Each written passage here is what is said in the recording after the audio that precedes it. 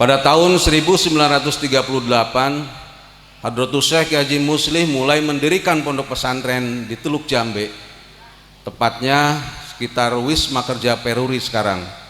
Mungkin ini merupakan pondok pesantren pertama di Teluk Jambe atau bahkan di Karawang. Satu hal yang patut diacungi jempol, beliau mendirikan pondok pesantren tanpa meminta sumbangan dari masyarakat, tetapi betul-betul dari hasil berdagang, karena beliau terkenal gesit dan tekun berdagang. Bakat dagang ini telah terlihat sejak beliau masih kecil, yaitu suka membantu neneknya berjualan ikan peda. Beliau biasa berjualan minyak wangi dan arloji atau jam tangan dengan naik sepeda sambil keliling mengisi majelis-majelis pengajian yang tersebar di Kabupaten Karawang, antara lain ke Desa Jatiragas, Kecamatan Jatisari, Desa Langsep, Kecamatan Pedes, dan Rawamerta yang sekarang menjadi pondok pesantren Nihayatul Amal. Konon kabarnya beliau juga pernah menjadi penghulu di Teluk Jambe. Antara tahun 1943-1945,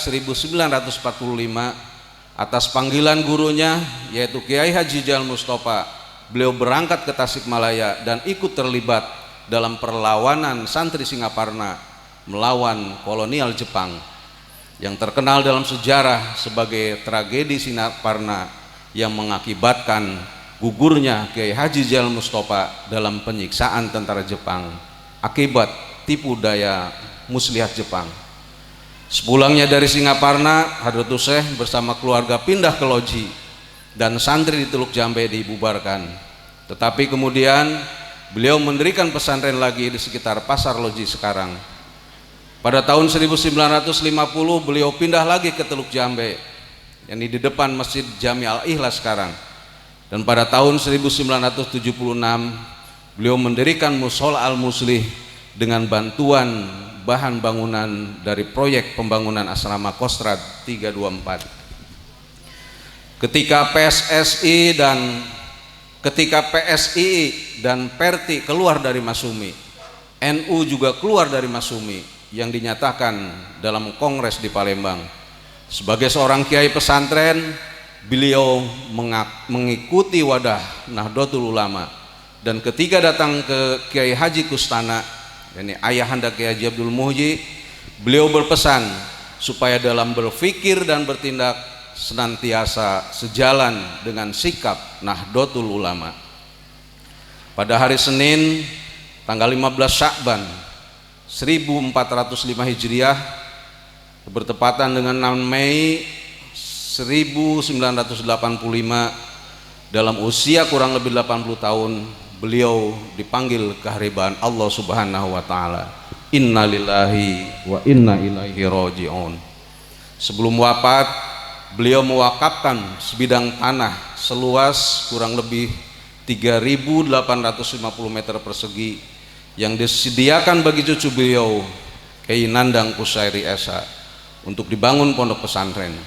Alhamdulillah, sejak tahun 1999 berdirilah secara resmi pondok pesantren dengan nama Pondok Pesantren Al-Muslih, sebagaimana yang Bapak Ibu saksikan sekarang. Dari uraian di atas dapat ditarik kesimpulan bahwa Hadratus Syekh Kiai Haji Muslih layak disebut sebagai tokoh ulama pejuang.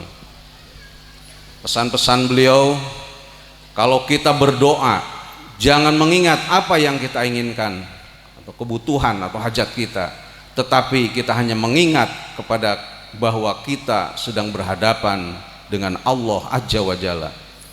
Jika kita mendapat suatu asror atau inkisab, jangan tertipu oleh hal itu, jangan terpengaruh, karena tujuan kita hanyalah Allah Subhanahu wa taala. Khusyu'un suhudun hudurul qalbi, supaya tidak mandek, tidak vakum menjalankan ibadah ubudiyah, terus hadir hati kepada Allah, zikrul wahid, yaitu hanya mengingat Allah Rabbul Alamin. Kita harus suluk, wusul, minimal ikhlas, dan juga tabarri kita antara qadar dan ikhtiar. Itulah akidah Ahlus Sunnah wal Jamaah.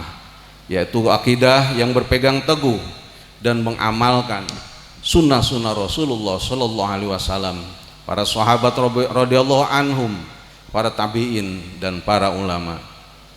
Salat itu ada yang dinamakan salat qaim, yaitu salat 5 waktu yang biasa kita laksanakan, dan salat daim, yaitu salat sepanjang masa seumur hidup dengan jalan senantiasa ingat kepada Allah.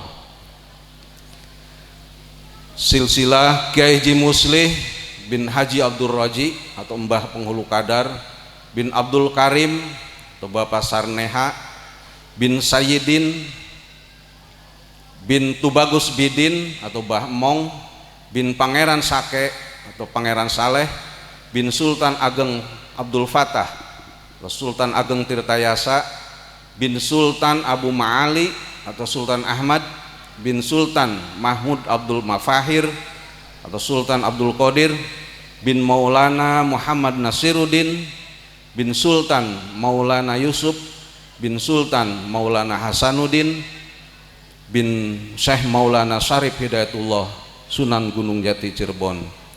Demikian manakib yang sangat ringkas dari sosok ulama pejuang yang dapat kami sampaikan. Tentunya manakib ini hanyalah ibarat setetes air di samudra luas apabila dibandingkan dengan kiprah beliau semasa hidup. Oleh karena itu, kritik, saran, serta masukan dari hadirin sangat kami harapkan demi kesempurnaan manakib Hadratus Syekh yang kita cintai ini. Mudah-mudahan kita mendapatkan limpahan keberkahan ilmunya, kita mendapatkan anak-anak kita yang sedang belajar di Pondok Pesantren Al-Mus ini mendapatkan baroh ilmu dari beliau dan mendapatkan ilmu yang manfaat. Amin ya rabbal alamin. Wallahul muwafiq ila aqwamit thoriq. Wassalamualaikum warahmatullahi wabarakatuh.